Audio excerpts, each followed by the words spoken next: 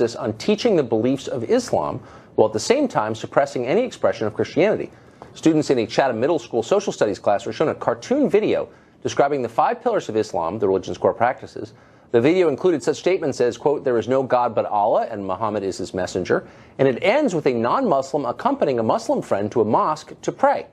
Well, parents Libby Hilsenrath and Nancy Gayer say the video doesn't just explain Islam, it promotes it, and they join us now. Thanks so much for joining us. So, Libby, describe, if you would, why you think this instruction crosses the line from simply teaching about a religion to promoting it. Well, thanks for having us, Tucker.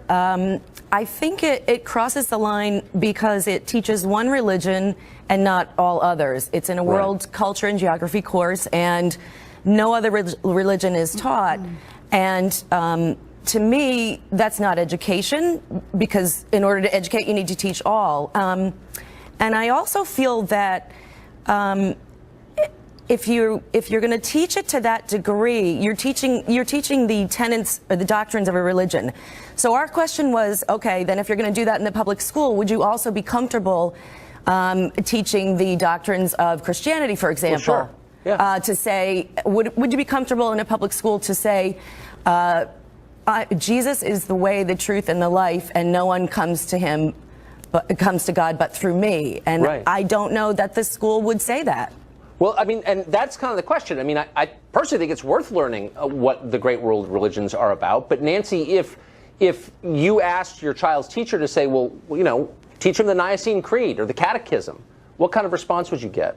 Well, I actually had an experience about 3 years ago. My son put together a fundraiser, and it was a video production. And in the fundraiser, in the video production, he had a small quote of the Bible. And they told him, they pulled him aside and they told him and said, you know, this belongs in Sunday school, but went ahead and told the class that the video didn't work. So I'm all in favor of teaching religion if it's all done in the same manner, with the same depth.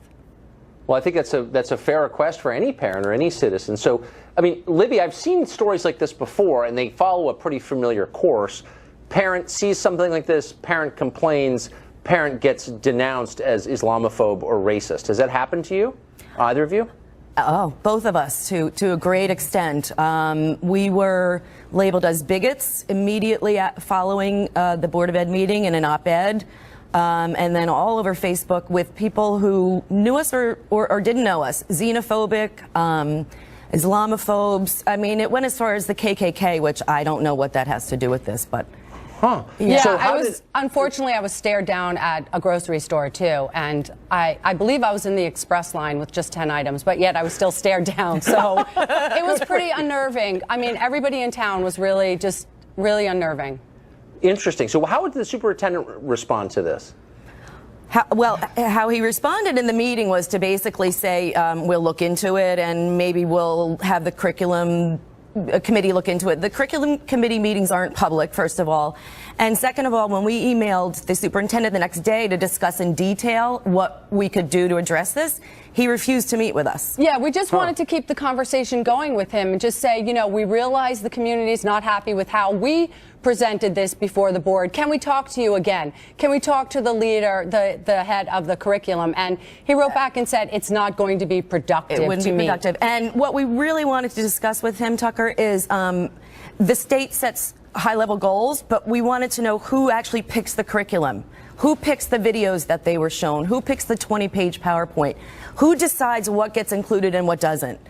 And you can't get an answer. I can promise you this without knowing any details, but I'd bet you lunch that interest groups are involved in the vetting of those materials. I would like lunch. Promise you that. I would like lunch. But basically, the superintendent said to you, I don't care about your opinion. I'm not interested in hearing from you, and blew you off. Well, he said it wouldn't be productive, and we should continue to come to the Board of Education meetings and express our opinions and concerns in the public. The issue with that is you're only given a short time to speak, and it's usually, you can't get into that level of detail. And sometimes it's after the fact.